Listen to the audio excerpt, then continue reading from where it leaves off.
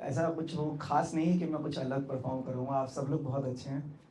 मैं थोड़ी सी कोशिश करूँगा कि आपके साथ परफॉर्म कर पाऊँ। तो बट मैं चाहता हूँ सर आप लोग साइलेंट बैठोगे ना तो मज़ा नहीं आता। सर तालियां वालियां मारोगे तो फिर ऐसा लगता है कि कुछ हो रहा है। मैं एक दो लाइनें सुनाता हूँ पहले, क्योंकि यहाँ पे शायरी का माहौल बना हुआ है। तो ये जो लाइनें हैं ये बहुत बड़े शायर हैं, आप लोग उन्हें नहीं जानते होंगे। पवन गुर्जर साहब बहुत पहुँचे हुए शायर हैं, कुछ ही लोग इनको जान पाएंगे। और क्योंकि ये मेरे दोस्त हैं ये, तो उन्होंने मुझे लिखवाई थी तो मैंने वो पढ़ के सुना रहा हूँ आपको। मेरे दोस्त हैं वो पवन गुर्जर, तो उन्होंने मुझे 2-3 लाइनें लिखवाई थी, मैं आपको वो बता देता हूँ। तो सुनिएगा लाइनें कि पहले ये हार्ट टचिंग लाइन बाय पवन गुर्जर, तालियां चाहूंगा उनके लिए, गुरु है मेरे। तो शब्दों का मतलब बता देता हूँ पहले। हार्ट टचिंग मतलब हार्ट का मतलब होता है दिल, क्योंकि शायरी में से बताना होता है। टचिंग का मतलब होता है छूना, और लाइन मतलब ऐसे लाइन बाय पवन गुर्जर मेरे गुरु हैं इसलिए, ठीक है। सुनिएगा, ये मैंने अभी आते आते स्कूटी पे लिखी थी। जनरली क्या होता है कि हर बंदा आता बोलता है कि मैंने प्यार पे लिखा है, मैंने दुख पे लिखा है। तो मैंने ये शायरी पेपर पे लिखी थी, उसके बाद मैं इसको अब फोन पे लिख के लाया। सुनिएगा, अच्छी लगेगी आपको। कि कहाँ चलेगी, कि मैं तुम्हारे साथ जीना चाहता हूँ। अब ऐसे वावा दे दोगे तो मुझे अच्छा लगेगा।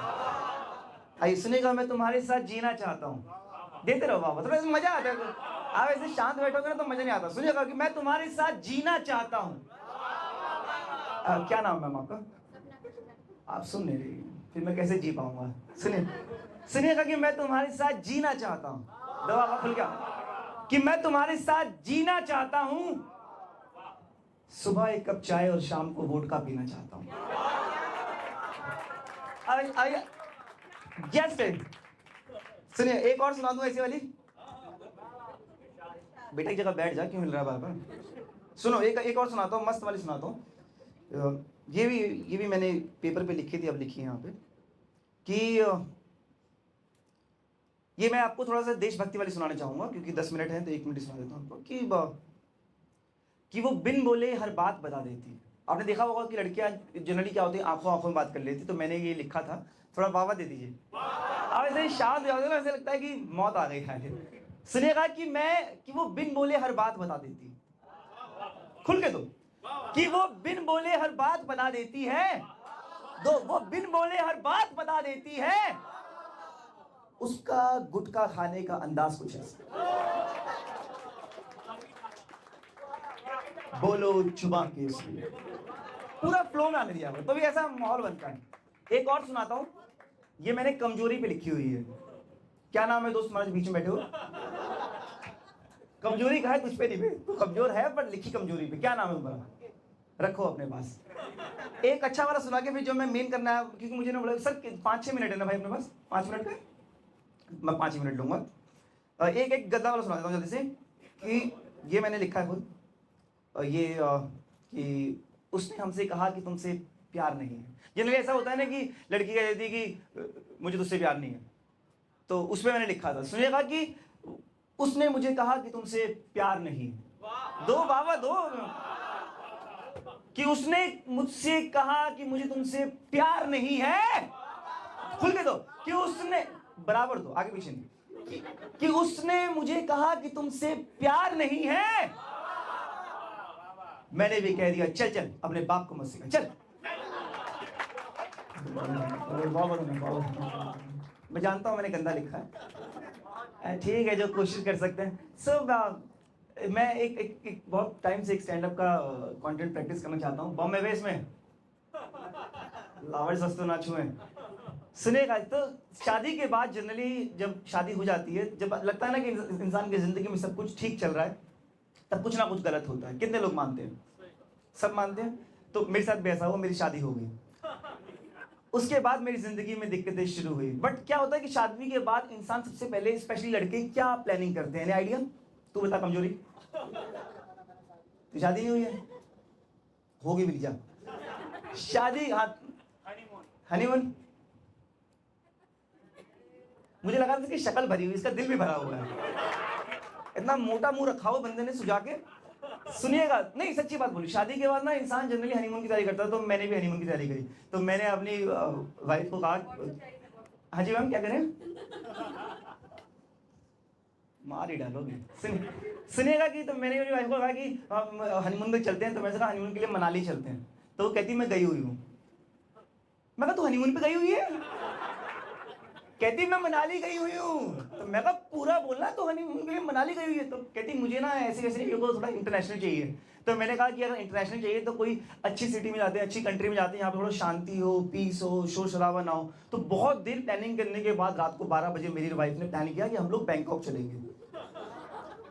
बैंकॉक में बहुत पीस है, तो हमने ऐसा प्लान कर लिया बैंकॉक की। फिर क्या होता है, क्योंकि कमजोरी सुन बेटा, कि हमने प्लान कर लिया कि हम कुछ ऐसा, तो मैंने कहा अरे वाइफ को सरप्राइज देते, जैसे बेटा शादी हो जाती है उसके बाद लड़की जो होती है वाइफ बन जाती है। सुन हाँ, उसकी शादी नहीं होगा बता दूं। तो क्या हुआ, तो मैंने कहा कि अपनी वाइफ को सरप्राइज देते, तो मैंने होटल पे कॉल कर दिया वहाँ पे। मैं कहा हेलो, वहाँ से आवाज आई खापुन का सर, हेलो। मैं कहा sir I am coming for honeymoon and I need कि मुझे एक रूम मिल जाए। तो वहाँ से मुझे yes sir will design your room, we can do one more thing, हम एक काम करेंगे, एक शैम्पिंग के साथ 2 थाई लड़कियां बिठा देंगे। मगर लड़कियां तू क्यों बिठाया, लड़की मैं लेके आ रहा हूँ। मेरे को समझ नहीं आया बैंकों के बारे में लोग ऐसा क्यों सोचते हैं। मैंने जब हम लोग गए ना, इतना पैसा लग रहा है, तो मैंने अरे सुन हंसी जा रहा है गीता बाबा इतना आए, मुमताज तो अभी आई है।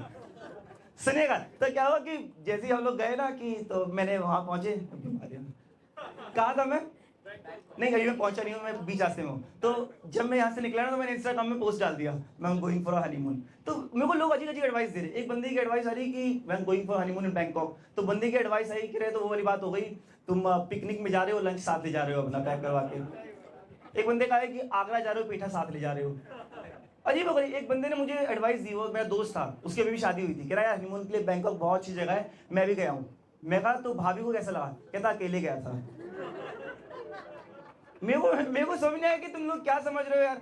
एक बंदे ने मुझे और एडवाइस दी, हाँ बोल क्या, चुप बैठ, पीछे में बोल रहा। एक बंदे ने मुझे और एडवाइस दी, मुझे कहता कि ना कि अगर तू बैंकॉक जा रहा है तो बैंकॉक इज फेमस फॉर, बोलो Bangkok is famous for massage. तो बैंकॉक इज फेमस मसाज। ने कहा जैसे बैंकॉक जा रहा है ना, मसाज वाज करवाए, तो एक काम करिए लाइट जला के करवाइए। मैं कहा क्यों? कहते तलवारों के टकराने की आवाज आती है।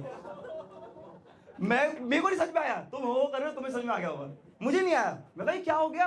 हम लोग जैसे ही फिर हम लोग हनीमून करने के लिए बैंकॉक पहुंचे, करने के लिए मतलब जैसे हनीमून पहुंचे बैंकॉक, जैसे हम लोग बैंकॉक पहुंचे, तो जैसे हम पहुंचे ना बैंकॉक, तो अभी हम लोग पहुंचे ही थे वहाँ पे, तो मेरा ऐसा पेट में गुड़गुड़ हो रही थी, क्योंकि 3-4 घंटे का ट्रैवल होता था। मैंने वाइफ को कहा कि मैं वॉशरूम जाऊंगा पहले। तो कहती पहले वॉशरूम मैं जाऊंगी। मैंने कहा क्यों? कहती तू गंदा कर देता है। मैंने कहा मैं छिपकली थोड़ा तो दीवारों में हफ्ता फिरूंगा। अजीब गरीब बात। अच्छा अभी हम पहुंचे ही थे, इतने में घर वालों को कॉल आ गया, वीडियो कॉल। कहते क्या कर रहे हो? मैं कहा छुपन छुपाई खेल रहे हैं।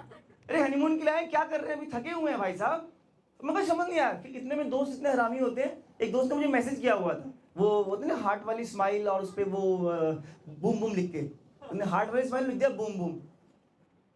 मैं क्या मतलब है इसका? इनको ऐसा लगता है जैसे आप हनीमून में जाओगे तो आप गद्दे फाड़ दोगे। टेक्निकली ऐसा होता नहीं है। हनीमून में सेक्स इतना ही होता है जितना राहुल गांधी के प्रधानमंत्री बनने की उम्मीद, जो कि है ही नहीं। तुम लोग पहुंच नहीं पा रहे, पर देशत की बात कर रहा हूं मैं। तो तू तो समझेगा ही, शक्ल तेरी गंदी है। सुनिएगा बेटा, कमजोरी यहाँ देख।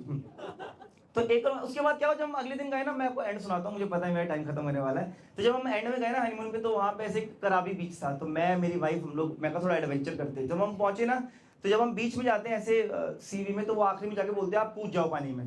बोलते हैं जाओ कूदो पानी में। तो मैंने कहा साले हनीमून के लिए हम क्यों कूदे पानी में, हम नहीं कूद रहे।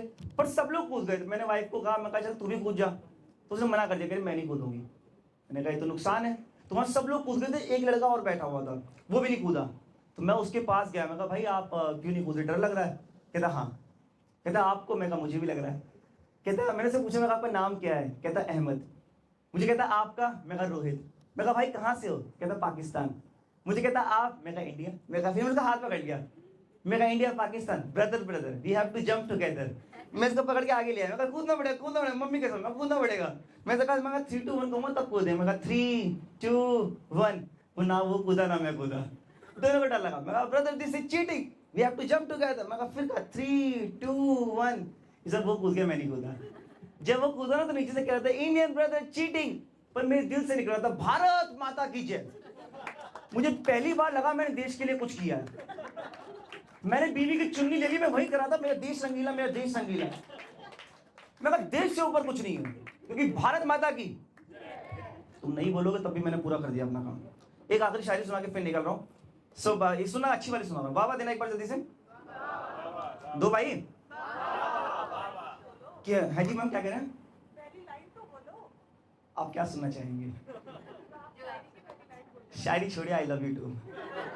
सुनिएगा, एक आखिरी सुनाता हूँ, मजा आएगा। उसके बाद मैं समाप्त करता हूँ कि ये थोड़ा सैड वाला है, कि इसमें दर्द पकड़ने की कोशिश कीजिएगा। कि उसकी डोली उठ रही थी मेरी आंखों के सामने। डोली का मतलब होता है डोली, डोली जो उठती है उसे डोली, तो डोली का मतलब डोली, मुझे उसका मतलब नहीं पता। आप नीचे झुक के मुस्कुरा रही हैं, ऊपर मुस्कुराइए, अच्छा लगेगा। बोलो जुमा केसरी, सुनिएगा। कि उसकी डोली उठ रही थी मेरी आंखों, अरे वाह वाह दो यार तुम ढेर हो। उसकी डोली उठ रही थी मेरी आंखों के सामने, दो हाँ दे रहा हूं बेटा। उसकी डोली उठ रही थी मेरी आंखों के सामने, मैं रोक लेता। आहा नहीं, वाह वाह दो बे। कि उसकी डोली उठ रही थी मेरी आंखों के सामने, मैं रोक लेता, अगर पापा जी ने मुझे कन्यादान लिखवाने के लिए ना बिठाया होता। ठीक है, फिर एक और चीज कहना चाहता हूं। Thank you everyone.